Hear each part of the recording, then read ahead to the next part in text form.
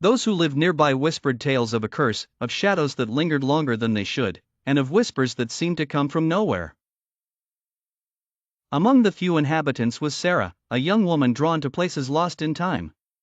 She had always felt a pull towards the mysterious, and the legends of Eldridge beckoned her like a siren's call. Her arrival was cautious. She rented a small house on the outskirts, a decrepit structure barely standing. But it had charm, a promise of stories untold. On her first night, as she laid in bed, a whisper brushed her ear, "Leave this place." She bolted upright, but the room was empty. The wind howled outside, but no branches touched her window. The next morning, she met Mr. Hawthorne, the oldest resident of Eldridge. His eyes were clouded with age, but a sharp intellect still flickered within. "You've felt it already, haven't you?" he asked without introduction. Sarah nodded slowly. "The town's been waiting for someone like you," he continued.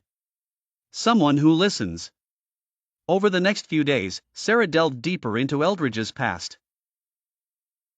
She roamed its streets, explored the silent shops, and spent hours in the dusty library. The old books told of a prosperous town cursed by a witch's dying breath. She had been wronged, and her spirit vowed vengeance, trapping the townsfolk's souls in a perpetual state of unrest. One evening, Sarah found an old journal hidden behind a loose brick in the library. It belonged to Eliza, the witch. The pages were filled with sorrow, regret, and a desperate plea for redemption. "Break the cycle," it read, "by understanding my pain."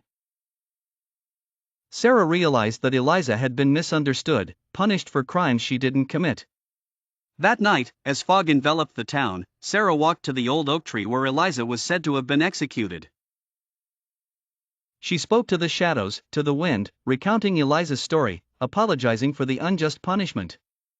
As the clock struck midnight, a cold breeze swept through Eldridge. The whispers faded, the shadows receded, and an eerie silence took over. Sarah felt a weight lift, as if the very air had breathed a sigh of relief. Eldridge was at peace. But as she turned to leave, she felt a cold hand on her shoulder and a whisper in her ear, "Thank you, but some secrets never die."